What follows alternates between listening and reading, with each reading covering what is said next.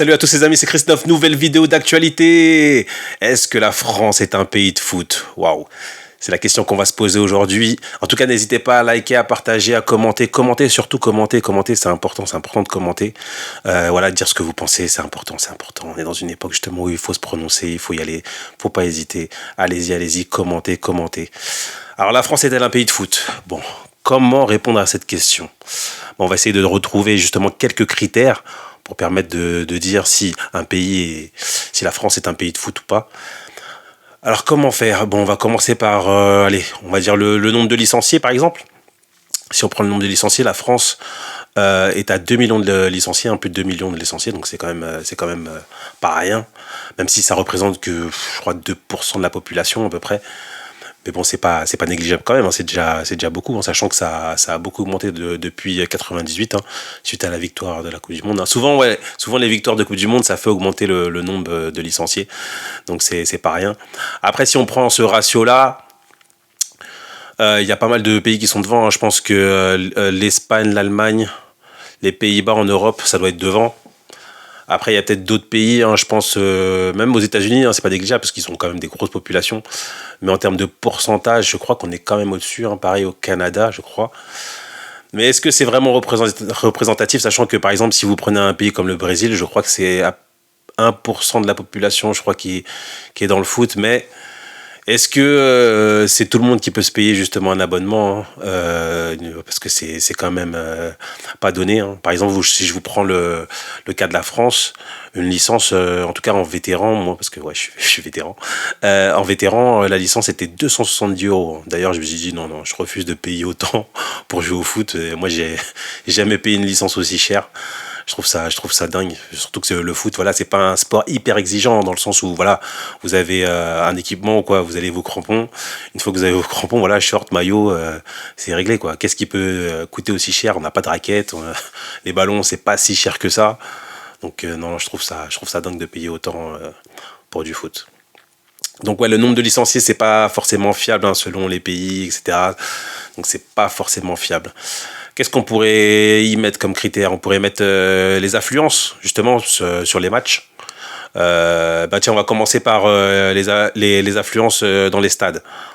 On voit qu'en France, en termes d'affluence, c'est pas dingue, hein. Même s'il y a eu une augmentation justement depuis le Covid, où les gens vont de plus en plus au stade. Bon, après, je pense que le fait qu'il y ait des incidents avec des ultras, des gens un petit peu louches dans les stades, ça peut refroidir un peu les gens. Mais globalement, il y a quand même eu une augmentation. Après, ça reste moindre, hein. Je crois que la moyenne en Ligue 1, ça doit être je crois que c'est du 25 000, hein.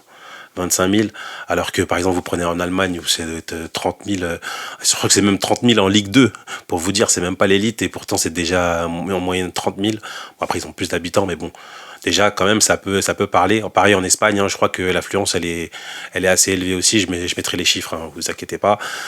Donc ouais, l'affluence, ouais, elle est pas top en France, hein. Après, c'est vrai que aussi il faut dissocier par exemple la Ligue 1 où elle est moindre avec l'équipe de France, où par exemple si vous voyez les matchs à la télé, vous voyez toujours que la France fait 5 millions, 6 millions. Bon, même si ça a chuté, hein, avec l'ère d'échange justement où le jeu est pas dingue et c'est ce qui fait que les gens s'intéressent moins. En plus, on gagne pas, donc forcément, ouais, ça intéresse un peu moins les gens.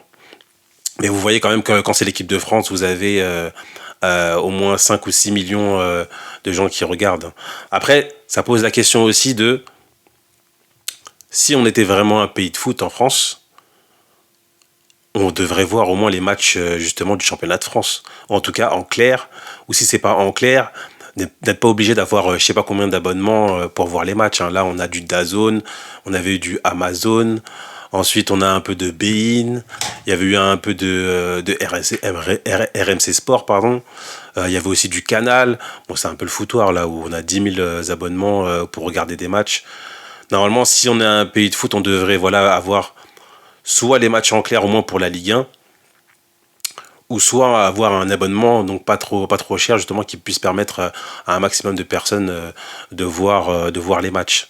Donc, est-ce qu'un pays de foot, justement, fait en sorte d'avoir un système qui t'oblige à payer des dizaines, voire des centaines d'euros pour voir du foot. Ouais, c'est un peu bizarre, sachant que je pense que dans pas mal de pays, bon, peut-être pas en Angleterre parce que ça doit être assez cher quand même la télé, mais dans d'autres pays, je pense que voir les matchs, ça doit être beaucoup moins cher qu'en France, ou en tout cas, je pense qu'ils doivent avoir au moins un diffuseur ou même voir les matchs en clair pour certains pays. Donc voilà. Là, si on met ce critère dans le pays de foot, clairement, la France, on l'est pas. Surtout qu'après, vous avez toutes les histoires justement de droits télé, comment ça s'est négocié. Je pense pas qu'un pays de foot autoriserait d'avoir ce foutoir justement dans ces instances. Donc voilà, sur ce critère-là, la France, là, ça coince un peu. Ensuite, vous avez les performances. Les performances justement en France. À savoir, c'est vrai qu'on a une équipe nationale quand même qui a gagné 2 Coupes du Monde, plus 1 euro, donc 2 euros, pardon. 2 euros et 2 Coupes du Monde. Donc c'est pas rien quand même pour. Ça te classe quand même à l'échelle mondiale. T'es bien loti quand même pour un petit pays quand même en termes d'habitants qu'est la France. Avoir 4 trophées majeurs, c'est pas rien du tout. Donc là, ça replace quand même la France. Donc surtout, comme je vous ai dit, depuis 84, il y a eu vraiment une cassure avec l'euro justement gagné en France. Ensuite, vous avez 98 avec la Coupe du Monde gagnée en France. Ça, c'est vraiment ça a vraiment bousculé justement la hiérarchie sur l'échelle mondiale. Et donc après, vous avez la Coupe du Monde 2018, 20 ans plus tard, où là, vraiment, ça a vraiment mis la France sur la carte du monde en termes de foot. Donc en termes de nation, quand même, la France représente. Donc ça, on peut le mettre justement dans le côté pays de foot. Après, ce qu'il y a, c'est que il y a les performances justement des clubs français en Europe, parce que justement, pour pouvoir un petit peu se comparer aux autres pays, c'est la scène européenne qui prime. Et là, on voit que les clubs français, ça va pas trop, parce que on a que 2 trophées européens, donc avec Marseille qui gagne la Ligue des Champions. Et pareil, qui a gagné la Coupe des Coupes, une coupe déjà qui n'existe plus. Donc voilà, 2 trophées, dont un qui n'existe plus. Alors que vous avez l'Espagne avec le Barça, le Real qui casse tout. Vous avez en Angleterre, vous avez Manchester, vous avez Liverpool, vous avez Chelsea, Arsenal, et j'en passe. Italie, vous avez la Juve, l'Inter, Milan. Voilà, en fait, plein de pays ont des gros clubs justement qui ont raflé plein de trophées. Mais la France, on est vraiment à la traîne en termes de trophées. Donc là, clairement, ça pèse pas, ça va pas dans notre balance là. Donc bof là-dessus. Ensuite, vous avez quoi? En fait, vous avez en termes de culture. En termes de culture, pour dire qu'on est dans un pays de foot, il faut qu'en fait le foot justement se propage dans toutes les classes sociales. Et là, c'est pas le cas en France, parce qu'en France, vous voyez, vous avez une élite quand même si depuis 98 justement, c'est devenu un peu plus cool de s'intéresser au foot, et donc vous avez de plus en plus de gens justement haut placés dans l'échelle sociale qui s'intéressent au foot, mais c'est encore léger comparé à d'autres pays où vraiment vous avez justement même il y a des philosophes justement qui parlent de foot, hein, comme en Argentine par exemple, ou alors vous avez des instances justement des diplômes, des écoles de foot par exemple. Je vous prends le cas du Portugal, hein, qui sort un grand nombre de coachs dans le monde. Vous avez vraiment des écoles justement de foot, et ça c'est pas le cas en France. En France justement, on a un système un petit peu archaïque qui privilégie en grand nombre les anciens joueurs, hein, parce que vous avez vraiment un système qui fait que quand vous êtes ancien joueur, c'est beaucoup plus facile d'avoir un diplôme d'entraîneur que les amateurs. Et c'est pas le cas dans d'autres pays. Donc là, ça vous prouve que voilà, on est dans un système un petit peu verrouillé, où ça laisse pas de place à n'importe qui pour justement participer au monde du foot. Et ouais, c'est pour vous dire, hein, c'est que j'écoute un petit peu l'after et un peu les médias. Vous voyez qu'un peu le foot, c'est quand même encore un peu méprisé, hein. C'est voilà, ouais, le foot, le sport, un petit peu des golemons quoi. Ouais, et ça, c'est vraiment ça. Sachant que dans les années 80, c'était pire, hein. C'était même vraiment, t'étais un gros beauf. Quand tu sortais, je sais pas moi, ton journal L'équipe où tu parlais de foot, t'étais vraiment un gros beauf, hein. Là, depuis 98, ça s'est un petit peu Ça s'est un petit peu changé, mais il y a encore justement, surtout dans l'élite, il y a encore, voilà, encore un peu de mépris pour le foot. Donc là, clairement, ça participe pas justement à dire que la France est un pays de foot. Donc ça vous fait quand même déjà pas mal de critères, hein, de critères. Après, il y a aussi, bon là, c'est quand même un petit peu plus dur à évaluer, mais on le sent quand même, c'est un petit peu la connaissance du foot. Par exemple, si vous voyez un petit peu les réseaux sociaux ou un petit peu autour de vous, il y a des gens qui s'intéressent quand même au foot, hein, il y en a de plus en plus, oui, c'est le cas de le dire, il y en a de plus en plus. Mais après, en termes de connaissances, par exemple, justement, historiques, ou justement même sur ce qui se passe un petit peu dans les clubs européens ou mondiaux, ce qui se passe, bah là franchement la connaissance je trouve est encore assez limitée, hein. Souvent voilà les gens en France ils connaissent leur club ou encore en tout cas les clubs majeurs, hein, à Paris, Marseille, Lyon, mais après s'intéresser justement aux autres foot, hein, voilà, les foot un peu plus mineurs, genre les clubs justement qui sont en fin de classement ou en Ligue 2, nationale, etc. Bah là, vous avez très peu de connaissances, hein. Si en plus après, vous commencez à sortir de l'actualité en allant un peu dans le passé, bah là, vous voyez que voilà, vous commencez à perdre des gens parce qu'il y a des gens, voilà, si c'est pas mon époque, je m'y intéresse pas et je connais pas et puis voilà, ça m'intéresse pas. Moi, ce qui m'intéresse, c'est Ronaldo, Messi, c'est Neymar, voilà, c'est les joueurs actuels. Le reste, ça m'intéresse pas. Et d'ailleurs, ça vient dire aussi que le foot c'est mieux maintenant. Ce qui se passait avant, voilà, c'était dépassé, ça, voilà, c'était de la merde, quoi.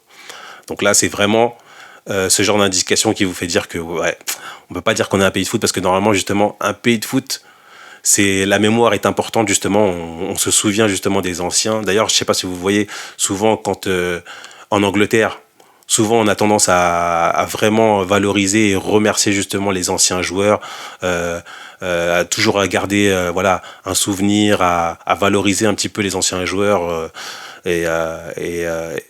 Voilà, aussi, en plus, ça me fait justement passer sur un autre point, c'est que quelle est l'image justement des footballeurs en France comparée à d'autres pays. Bah, les footballeurs français, souvent, voilà, ils sont pas super bien vus. Bon, quand même, ça s'est amélioré vraiment avec le temps. Mais il n'y a pas le même, il y a pas le même respect. Par exemple, j'ai entendu plusieurs anecdotes en Angleterre. Voilà, un joueur de foot quand on le croise, on le salue, machin, on lui dit merci, etc. Mais on respecte un petit peu sa vie. Voilà, on va pas trop le bousculer, voilà, on va pas essayer de faire des selfies ou l'accrocher dans la rue, etc. C'est pas trop ce qui est fait là-bas. Bon, après, ça veut pas dire non plus que c'est parce qu'on respecte justement, ou en tout cas on secoue pas un joueur, ça veut dire qu'on est un pays de foot. Parce que par exemple, vous allez en Turquie, la Turquie pour moi est un pays de foot. Mais là-bas, on peut pas marcher dans la rue parce que les supporters, c'est un peu des dingues. Mais ça me fait passer justement au dernier critère, à savoir la ferveur. La ferveur justement par rapport au foot.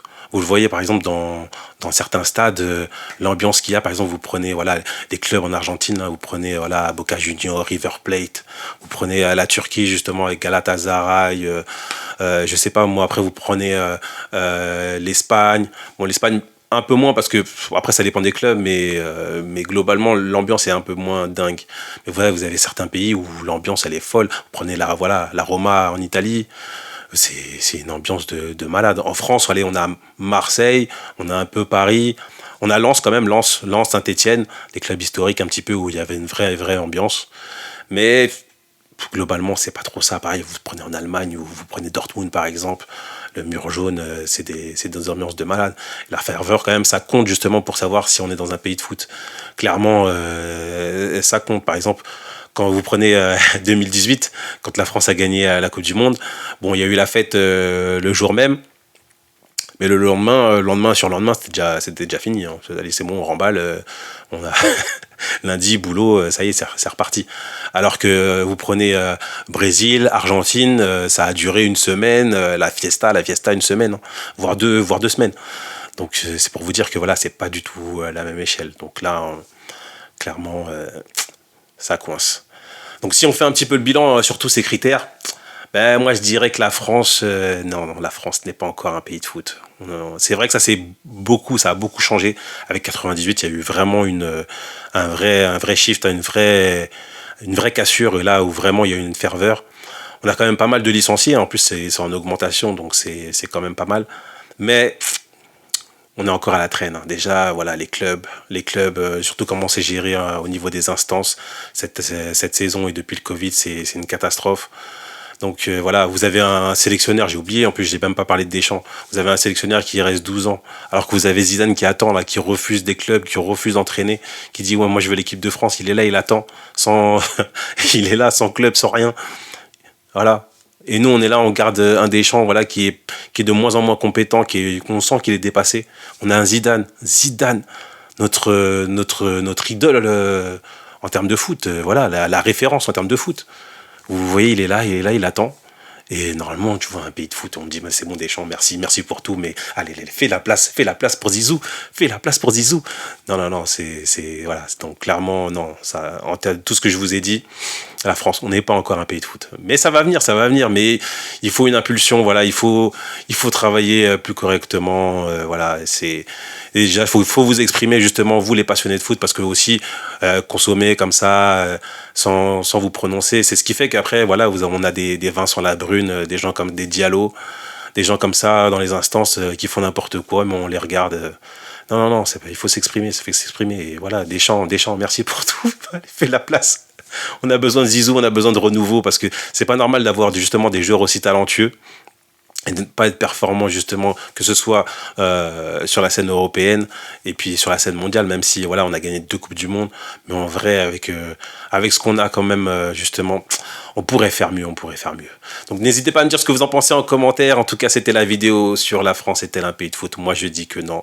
N'hésitez pas à me dire ce que vous en pensez. N'hésitez pas à liker, commenter, n'hésitez pas. Et je vous dis à la prochaine, les amis.